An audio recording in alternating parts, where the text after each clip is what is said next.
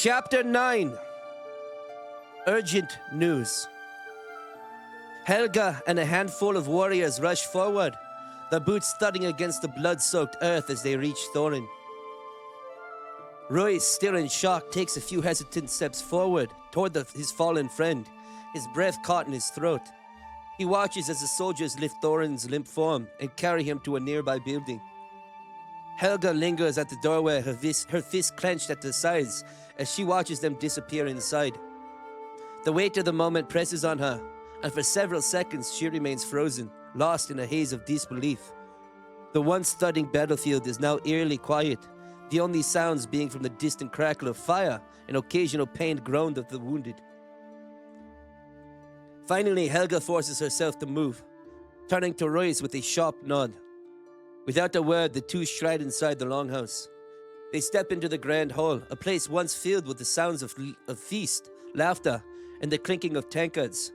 Now, it is nothing more than a tomb. Seated atop the grand throne is a man, his body slumped, head tilted to the side, eyes empty. A dagger juts from his chest, the wound staining his tunic with dark crimson. Blood pools at the base of the throne, a stark contrast against the fine woodwork.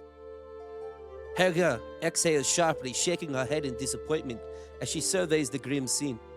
The air is thick with the scent of death, the once vibrant hall now shrouded in unsettling stillness. Royce and Helga move cautiously through the room, scanning their surroundings for anything of importance. At the end of the hall, Royce notices a door slightly ajar. His fingers tighten around the handle of his axes as he slowly pushes it open, the wood groaning in protest. A dimly lit chamber comes into view, a private living quarter. The room is well furnished, far more refined than the rest of the fortress. A long bed, draped in thick furs, rests against the wall, its wooden frame carved with intricate runes and symbols. A modest table with a few chairs sits in the center of the room, while a desk in the corner is littered with parchment, maps, and quills. Royce steps inside cautiously, his gaze drifting over the scattered documents. He picks up a few sheets, his eyes scanning the unfamiliar script. Much of it is meaningless to him. Battle plans, supplies list, records. But then something catches his attention. His heart skips a beat as he sees the words written at the bottom of one of the parchments. King Axel. His mind flashes back to the walls of Kolsvix, to the rider who's spoken on behalf of the king. The realization crashes over him like a tidal wave. Helga! He calls, urgency sharpening his voice. You're gonna want to see this. Within seconds, Helga rushes into the room, her eyes narrowing as she approaches the desk. Royce hands her a parchment, watching as she scans the words with growing intensity. Her brows furrow, and without speaking, she hastily grabs another page, then another, flipping through them with urgency. Damn it, she mutters under her breath, her voice laced with frustration. Royce shifts uneasily. These are Axel men? Helga turns to him, her expression grim. Not men of his kingdom, she clarifies, her jaw tightening. Mercenaries, hired swords. She wastes no time, folding the parchments and stuffing them into a satchel she finds nearby. As she fashions the strap, she exhales slowly, the weight of the discovery sinking in. It looks like this war has already begun, she murmurs, her tone carrying the heavy burden of what is to come. Helga and Royce exchange a tense glance, the weight of the discovery pressing down on them. The war they had hoped to avoid was already upon them. Helga slings the satchel over her shoulder, her movements sharp with frustration. We need to get this back to Leaf, she says, already striding toward the door. Royce nods and follows. As they step back into the grand hall, the eerie silence is shattered by the distant shout from outside. The two warriors exchange a look before breaking into a sprint, bursting through the doors of the longhouse and into the open air. The fortress is still smoldering from the battle. Bodies of bandits and warriors alike litter the ground. The iron scent of blood thicken the cold air. A few soldiers are tending to the wounded, while others are securing the remaining supplies. But Royce's eyes go straight to the group, gathered near the building where Thorin was taken. A lump forms in his throat as he sees warriors standing outside, their faces grim. He pushes past them and enters the dimly lit room. Thorin lies on a wooden bench, his tunic stained red, his breathing ragged. A woman kneels beside him, pressing cloth to a deep wound in his side. Despite his pain, Thorin's eyes remain sharp as they meet Royce. Royce kneels beside him. "You look like hell." Thorin grunts. "Feels worse." Helga enters the room slowly as if expecting to see the worst. Seeing the exchange between Royce and Thorin puts a faint smirk on her face. "We found something," she says, her voice soft yet urgent. "These camps, these bandits, were paid for by King Axel. The raids on Hall were deliberate and meant to destabilize Kolsvik." Thorin lies on his back, staring up at the ceiling, his breathing slow and measured as he absorbs the weight of Helga's words. The flickering torchlight casts long shadows across the room, mirroring the storm of thoughts raging within him. After a pause, he finally speaks, his voice heavy with realization. "So that means he's likely behind the raids on other villages as well."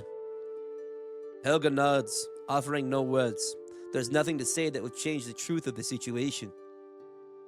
Thorin grunts as he shifts his body, wincing at the sharp pain that shoots through him. With a determined effort, he props himself up on one elbow, fixing Helga with an intense stare.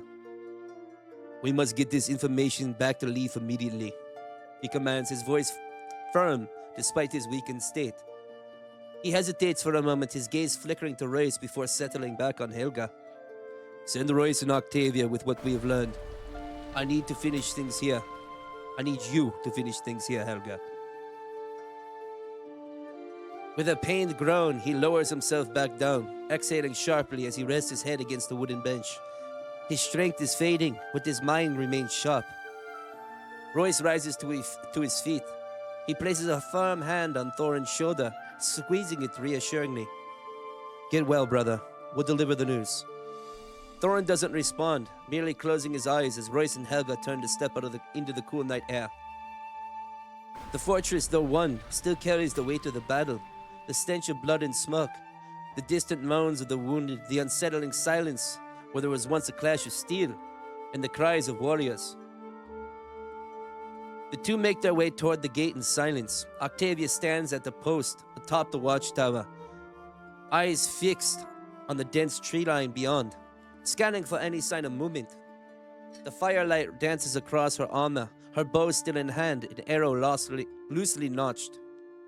Helga cups her hands around her mouth and calls out, "Octavia, come down here!" Without hesitation, Octavia slings her bow over her shoulder and quickly descends the wooden structure. She approaches the two, her expression filled with concern. "What is it?" she asks, glancing between them. Helga wastes no time. "We found critical information that must get back to Leaf as soon as possible. Thorin is wounded, too weak to travel, so you and Royce would take this to Kolsvik in his stead." Octavia's face tightens. Is Thorin going to be all right? For a brief moment, Helga's stoic facade falters. A sliver of uncertainty flickers in her eyes before she pushes it away. "I don't know," she admits. "But right now, this news is all that matters." She straightens, regaining her composure. "Do you remember the way back?" Octavia looks at Royce, who is already staring at her expectantly. His silence saying more than words ever could. A smirk tugs at the corner of her lips. "Yes," she says. "I can get us back." Helga unfastens the satchel from her shoulder and presses it into Octavia's hands. "Good. This must reach Leaf. No risk, no detours. Stay to the path you know." She steps back, taking a steady breath before continuing. "Thorin and I will return once he's well enough to travel." Despite the exhaustion clinging to her, Helga's hardened expression softens slightly. Behind the streaks of dirt and the splatters of dried blood, a faint smile appears. "You both fought valiantly today," she says, her voice steady but filled with quiet pride. "Thorin and I are grateful for both of you." Royce and Octavia exchange a glance, a silent acknowledgement passing between them. Helga dips her head. "Until we meet again, my friends." They share a final nod before Royce and Octavia turn toward the looming tree line. The sounds of the forest fade behind them as they step into the darkness of the forest, the weight of their mission pressing down on them with every step. Octavia moves swiftly, leading the way through the dense underbrush. Her steps deliberate and cautious.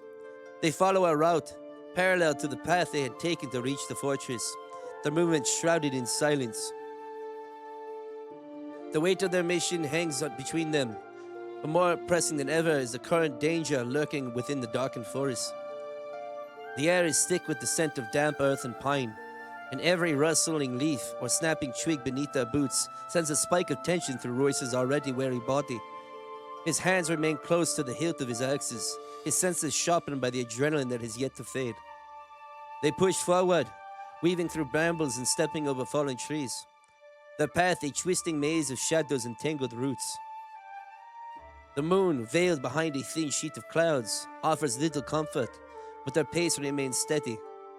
Time stretches in an uneasy quiet, each moment stretching further as they anticipate attack that never comes.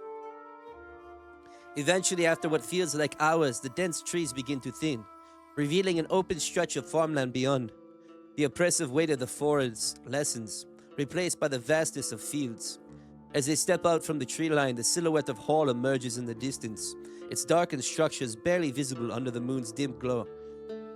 Octavia hesitates for a moment, then veers away from the village, cutting across the open field. Royce follows without question, understanding her intent. Re-entering Hall would add unnecessary time. The time was not a luxury they could afford. Instead, she keeps them moving parallel to the forest, leading them in a direct line toward the path that would take them to Kozvik. Here in the openness of the field, their pace quickens. The moonlight guides their every step, allowing to move without the burden of maneuvering through thick underbrush. The cool night air whispers against their skin, offering a fleeting sense of reprieve from the chaos they had left behind. Finally, as they reach the familiar path, the silence between them shatters.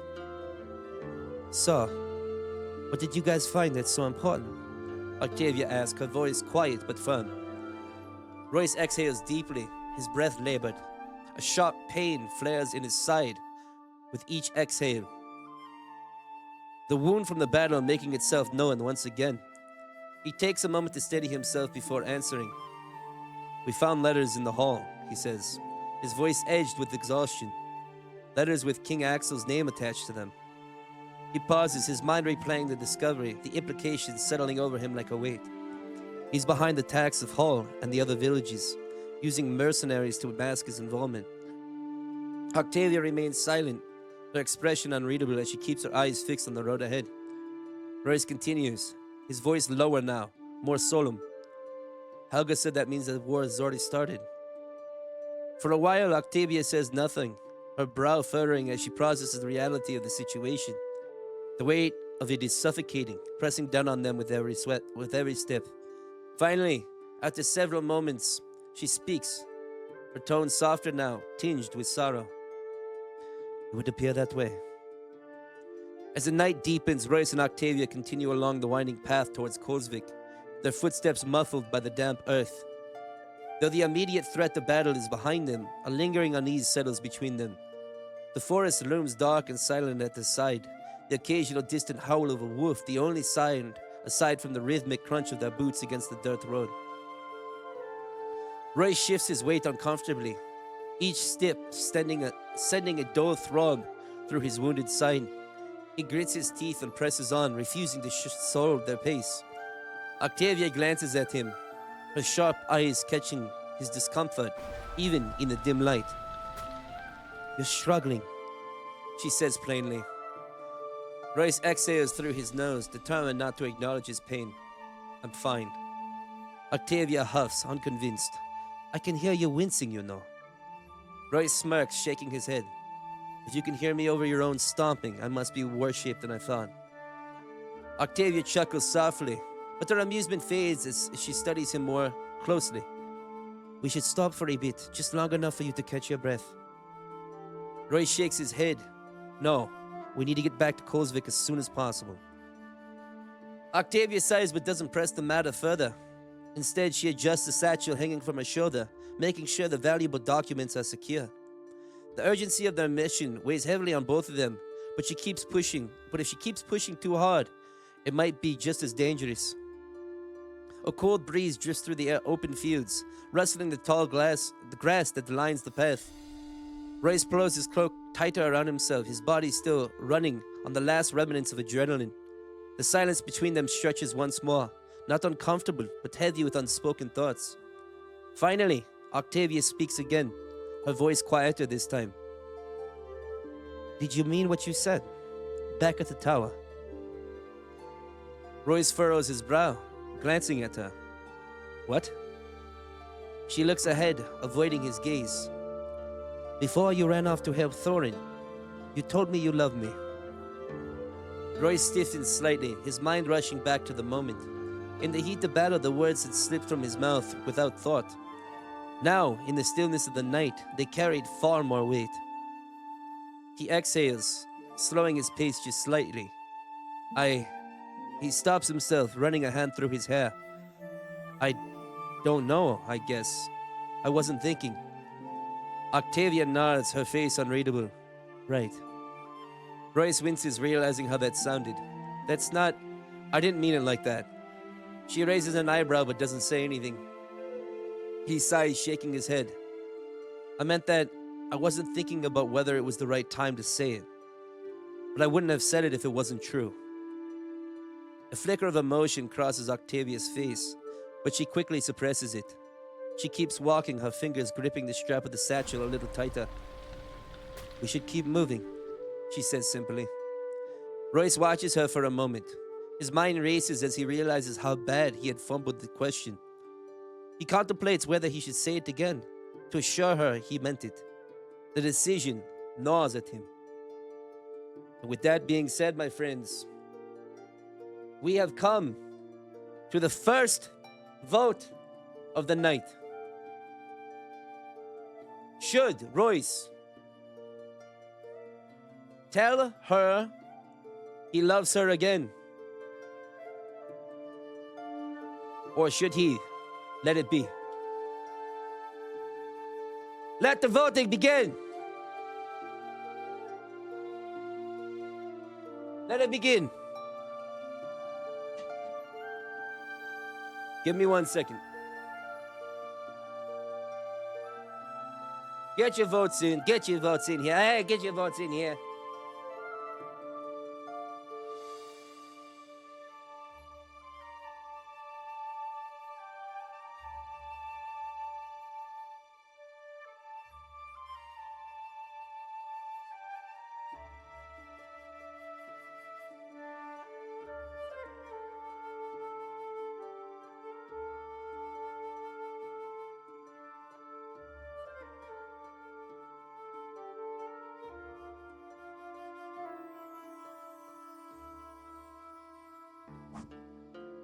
As a reminder for anyone who may be new here, we are writing a book, a choose-your-own-adventure book here in the kingdom.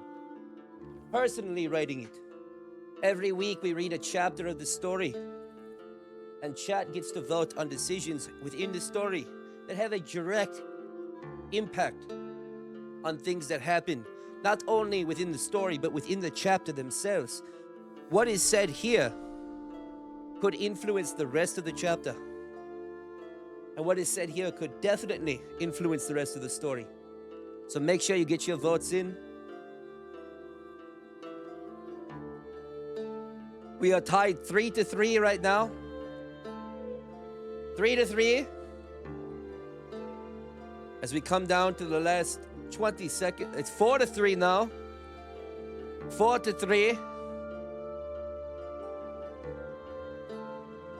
4-3. Who is going to win? I don't know. 4-4. It was a tie. All right. Well, my friends, in the case of a tie, we roll a D20. We roll a D20. 1 through 10 will be We tell Octavia again. 11 through 20 would be, we let it be. Here we go.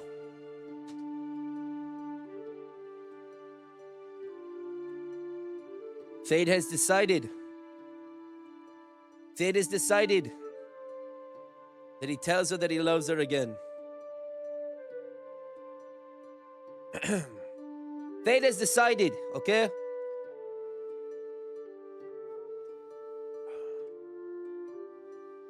Royce lunges forward, his fingers wrapping gently around Octavia's arm, halting her steps. She turns, her emerald green eyes shimmering in the moonlight, confusion flickering across her face. His heart hammers in his chest, but he doesn't let go. Instead, he takes her hand in both of his, holding it as if letting go would mean losing her forever. I do love you, he says, his voice steady but filled with emotion. With everything that happened tonight, you caught me off guard. But that doesn't change the truth. I meant it when I said it, and I mean it now. I love you, Octavia. She stares at him, her expression unreadable, but her eyes search his, if trying to decipher his very soul. The world around them fades, the whisper of the wind, the rustling of the trees, even the danger that looms in the night. For a moment, there is only them. Slowly, Octavia pulls her hand away. Royce's breath catches, fear gripping him as doubt creeps in. Did he just make a terrible mistake? Without a word, she turns and begins walking away, her silhouette illuminated by the soft glow of the moon. Royce remains frozen, his heart sinking, the silence stretching unbearably between them. But then she stops, tilting her head just slightly. Her voice breaks through the quiet night, soft but sure. I love you too. The words crash over him like a wave, stealing the breath from his lungs. Warmth floods his body, his pulse roaring in his ears. He watches her continue down the path, her words echoing in his mind, lingering like the sweetest of dreams. With a shaky exhale, he finally breaks free of the stupor, a grin tugging at the corners of his lips. He quickens his pace, determined to catch up to her, not just for this moment, but for all of the moments to come. What's going on, Bean, Die Player, Breezy? Good to see you, my friends. No further words are exchanged. They walk in silence, the night stretching endlessly before them, the path illuminated only by the pale glow of the moon. Every step towards Colesvik is driven with urgency, but exhaustion gnaws at them. Royce's wound throbs with each moment, though he grits his teeth and pushes through the pain. Hours pass, and as the first hints of dawn paint the horizon in shades of pale, blue, and pink, they finally see the distant outline of Colesvik's walls. Smoke rises from the chimneys, and the faint sound of voices carries on the wind. A familiar face As they approach the gate, the guards stationed atop the wooden ramparts spot them. A moment later, the gates creak open, and a group of warriors rushes out towards them. A familiar face emerges from the small crowd gathered at the entrance. His eyes widen in recognition as he steps forward. Royce! Octavia, you're back! Relief flashes across his face, quickly replaced by concern. Where's Helga and Thorin? Royce, still catching his breath, shakes his head. We'll explain later. Right now, we have urgent news that Leaf needs to hear. The man's expression hardens, his stance straightening. Of course, this way. He's in the Great Hall. Without hesitation, the three move through the town, their presence drawing the attention of onlookers. Villagers pause in their morning routines, their eyes following Royce and Octavia with curiosity and quiet murmurs. Battle-worn and weary, the two push forward, ignoring the stairs.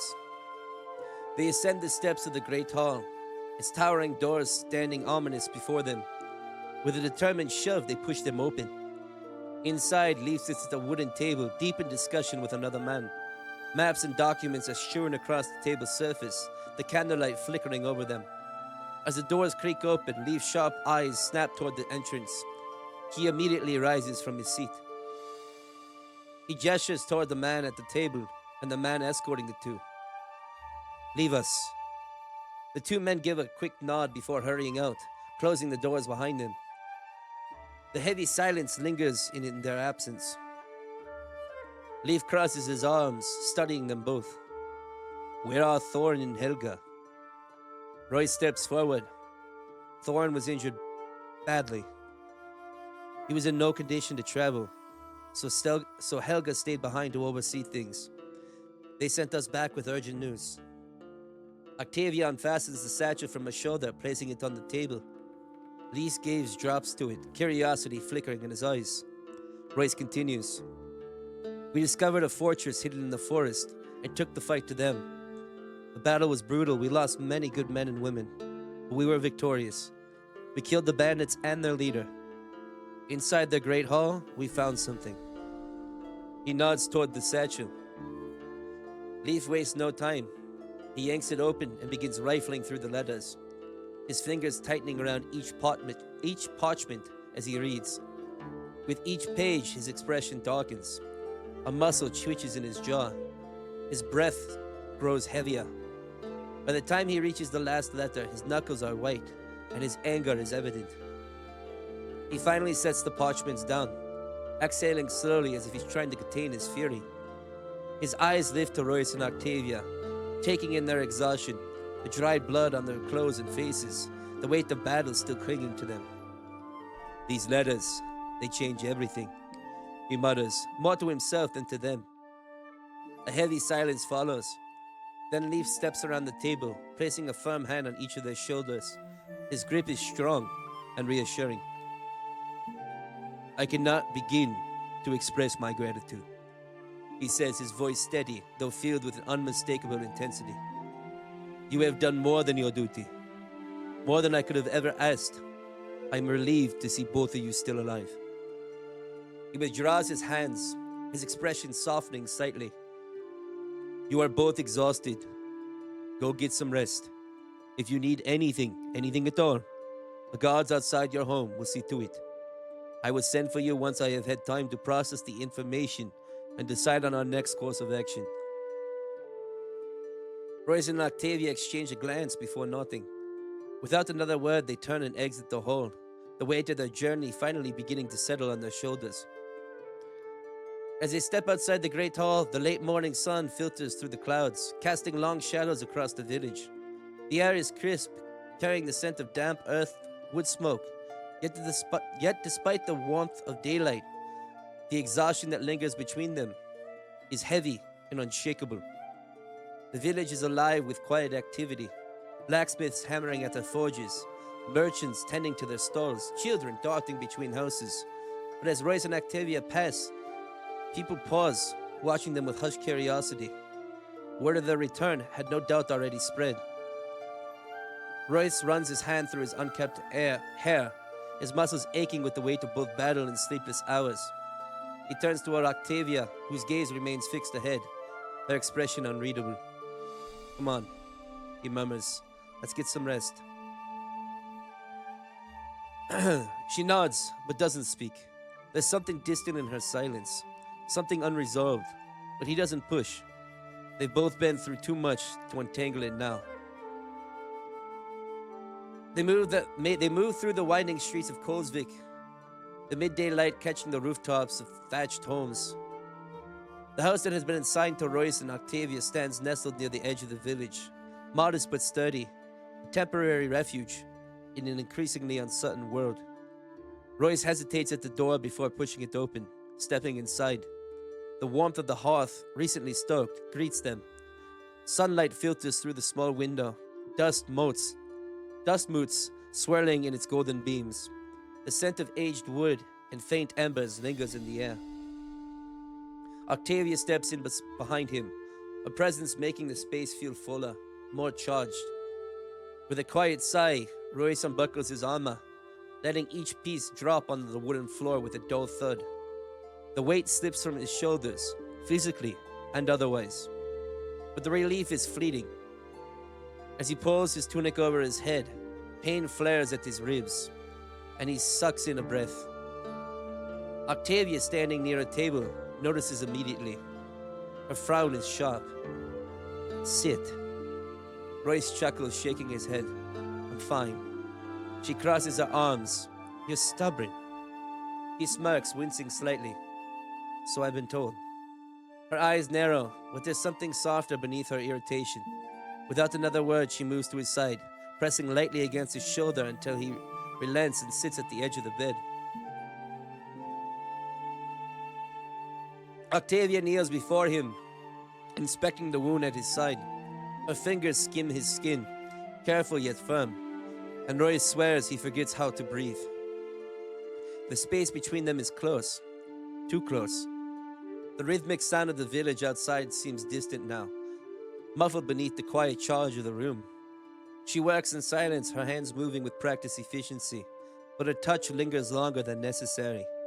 Each brush of her fingertips sends heat curling through him, igniting something deeper than the ache of his wounds. You scared me back there, she finally murmurs, breaking the silence. Royce tilts his head slightly. With what? He doesn't look at him, focused instead on securing the bandage. When you told me you loved me. He exhales slowly. I meant it. Octavia finally lifts her gaze, and in the sunlight streaming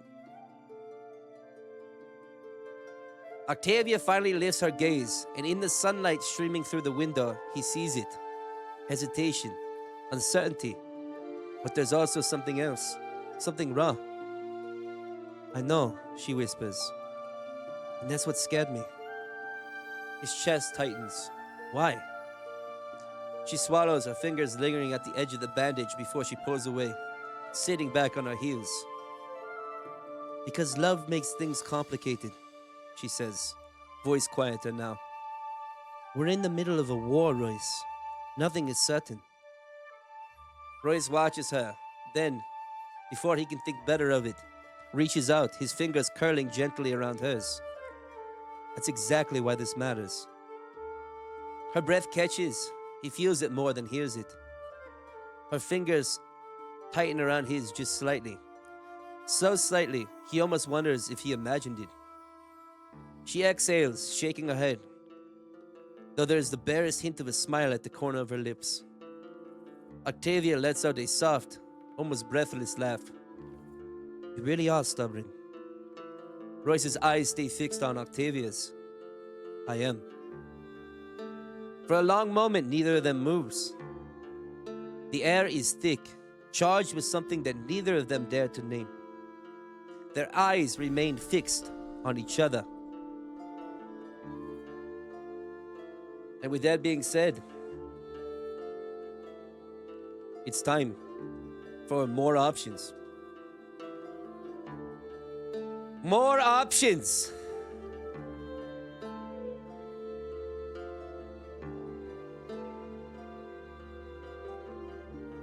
What will Royce do? Vote! Will he lead in for a kiss? Or will he let her make the next move?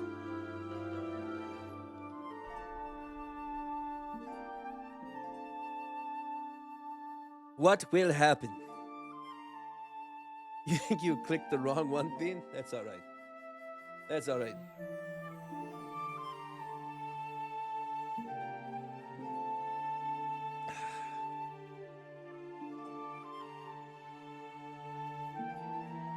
How you doing tonight, Die Player? How you doing, brother?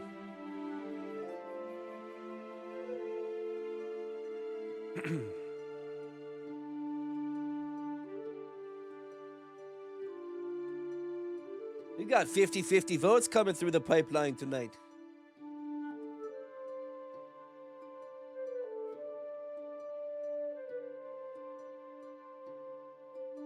Everything is going great, brother. Everything's going great. Skull.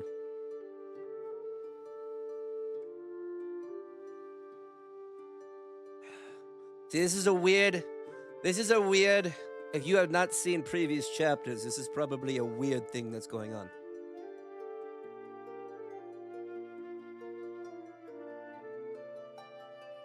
It's probably weird if you have not listened to other chapters. We got 3-2. 3-2 vote right now. Remember, he's a virgin. That has not been confirmed. That has not been confirmed. That is assumed and not confirmed.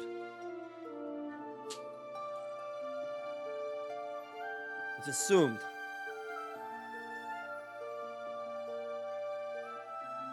All right. It has been voted on. He will lean in for a kiss. And with that being said, my friends,